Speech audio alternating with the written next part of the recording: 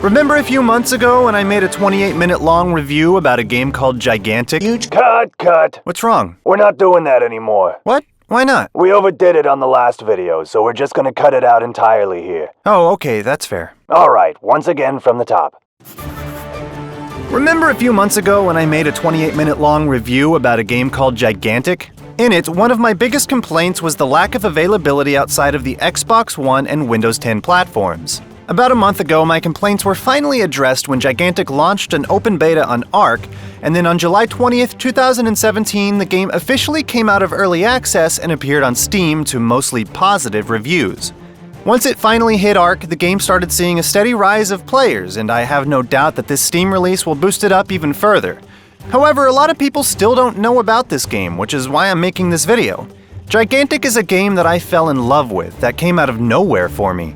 In a world where there seems to be a new, somewhat typical MOBA being released every 2 weeks, Gigantic dares to be different. It's also got a wonderful story of passion and dedication behind it, which I'll elaborate on later. But first, for those of you who don't know what Gigantic is, I'll give you a brief summary. I also recommend watching my review on the game after you're done with this video, which will be linked at the end and can be found in the description below. Even though it's a bit outdated, much of what I said is still true.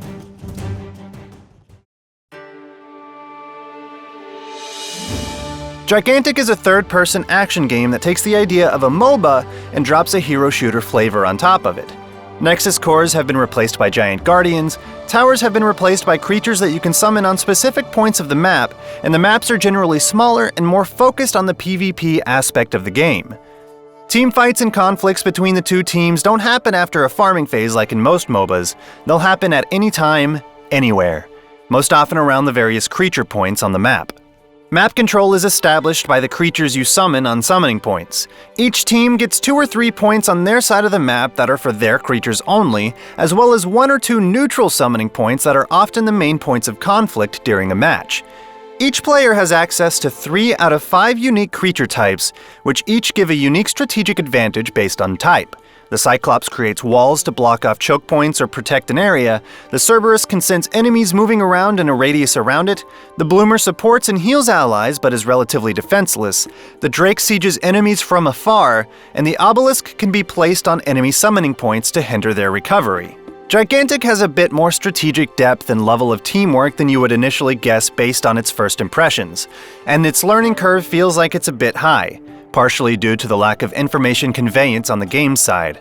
What I mean by that is the fact that the tutorial is fairly weak, skill trees are impossible to look at outside of a match or without going to a special website to look at them, and special attacks for melee characters like the dodge attack and jump attacks aren't explained anywhere that I can remember. On top of that, it can be difficult at the beginning to understand the weight of what you do. For example, you might think that you're doing a good thing when you're summoning a creature at a hotly contested neutral point, because after all, that creature can help you fight, right? Well, in many cases, that's the worst choice that you can possibly make at that time. Creatures are important to summon, sure, but you need to keep them defended, because a creature's death will add power to the enemy's guardian, pushing them that much closer to an attack phase. So if you're not too confident that you can defend a creature at a neutral point, it's generally best not to summon there. Gigantic's flow of combat and phases, as well as the extra level of decision-making when it comes to creature management, makes the game unique among MOBAs. And that uniqueness is part of what makes the game's learning curve a bit on the higher side. However, every MOBA that I've ever played has had its own steep learning curve, so that's not necessarily a knock against Gigantic. It could be a little more upfront with information such as skill trees, HP values, and whatnot, but from what I understand, that's already in the development pipeline. The initial release is a bit light on content, featuring only 1 game mode, 3 maps, and 19 heroes to choose from, but this is more than enough to get addicted to the game and begin learning, having fun, and getting better at the game. It's been stated as well that what the game was released with is probably less than half of what they have in the pipeline right now. New content will be arriving on a monthly basis, and it sounds like they have a really solid plan of action to keep the game pushing forward. I'd love to see more creatures, skins for heroes. This game's skins are really awesome, by the way. More heroes, more maps, more guardians, and more game modes, especially more game modes, since the gameplay feels like it can have a lot of flexibility in different game types. And for those of you who are like me and feel driven by objectives that force you to try different characters, the tarot card system is Gigantic's form of quests. with a handful of quest types per character, along with some more general ones that all characters are able to complete. Gigantic is so incredibly fun. It really caught me off guard with how much fun I was having when I first discovered it, and on top of that, the game is absolutely gorgeous and runs flawlessly, at least on my machine. However, right now, if you don't have 6 GB of free RAM, you're kind of out of luck because the game won't allow you to play it at all unless you meet that minimum requirement. They're investigating bringing it down, which I sincerely hope they're able to achieve, because less requirements means more players means more healthy player base, which means a longer lifespan and more success for this wonderful game.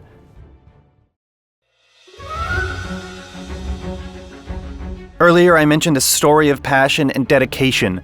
There's an article on PC Gamer that goes into this story in a little more detail than I will here, but Gigantic is a title that was marred by development hell in more ways than one.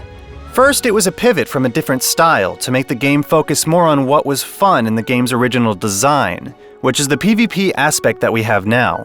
After that, the studio, Motiga, was running low on cash, so they were forced to find an investor to help them keep the lights on. Unfortunately, that turned out to be Microsoft, who forced an exclusivity contract upon the then desperate studio. A move that proved to cause even more problems since they were forced to scrap a large portion of their front end in an effort to make the game work on these new Microsoft platforms. Additionally, they underestimated just how much work was needed to make games work on these new platforms. Speaking as a software developer myself, diving into new APIs and working with new systems and ecosystems you're not used to can take a lot of time, especially if there isn't an already established community around them. For example, a lot of problems that I have in systems I work on a daily basis have already been encountered, asked about, and answered on sites like Stack Overflow, streamlining my own learning process and saving time fixing various gotchas that a system or ecosystem might have. Without that community handy, many hours can be wasted tracking down various bugs and solutions and coming up with workarounds as you try to understand your problems. All of these issues compounded until, eventually, Motiga ran out of money yet again, but this time it was real. After an initial round of layoffs to try and stretch the budget, the time finally came to lay off the remaining staff. Literally everyone. Normally this is where the story would end, but people came to work anyway. Everyone came back the next day and continued to work like nothing happened. Sure, their financial security was now very much up in the air, but these people were not done with Gigantic. While some were forced to leave so that they could make money, around 90% stuck through what would be a very hard time for anyone of hard work and no pay. But eventually, Perfect World Entertainment stepped in and saved the studio by not only picking up Gigantic, but before a deal was even signed, handed Motiga a huge pile of cash just so they could pay the employees what they were owed. And the rest is history. After hearing about this story, I couldn't help but place a portion of the blame on Microsoft and their exclusivity contract. On one hand, it's great that they saw potential in Gigantic and helped bring the game to life. But on the other hand, it's completely possible that Motiga would have seen less issues if they weren't forced to focus on the Microsoft platform first and foremost. That's purely speculation on my part, because it's possible that Motiga would have been forced to shut down without Microsoft's money in the first place, so who knows? Either way, I'm glad that Motiga managed to pull through and deliver Gigantic to us. I hope that Gigantic continues to see its number of players rise and become a critical success in the industry. It would also make me supremely happy to eventually find a post-mortem article on Gamasutra about how Microsoft's exclusivity contract nearly destroyed Gigantic, if only to prove that forced exclusivity is an evil that should be avoided at all costs. Hey, a man can dream, right? Anyway, if you haven't tried Gigantic yet and this looks at all interesting to you, I urge you to download it and give it a try. And if you do love it like I do, there's an ultimate pack that you can pick up for $30 that includes all current and future heroes, a few skins, a free $10 starter pack for a friend, and a bit more. If you don't want that pack, you can still enjoy the game for free, as it's far from pay to win as it could possibly be, with heroes rotating randomly on a weekly basis and available to buy if you collect enough currency through play. It's a wonderful experience with an incredible style and an incredible story, and a breath of fresh air in an otherwise stale market of samey MOBAs. Anyway, that's going to be it for this video. Special thanks to all of my supporters on Patreon, especially my top supporters Mig, Aeldis, and Vati Plays. If you want more Gigantic content, you can either watch my 28-minute long review of the open beta, or even check out some gameplay on my Let's Play channel.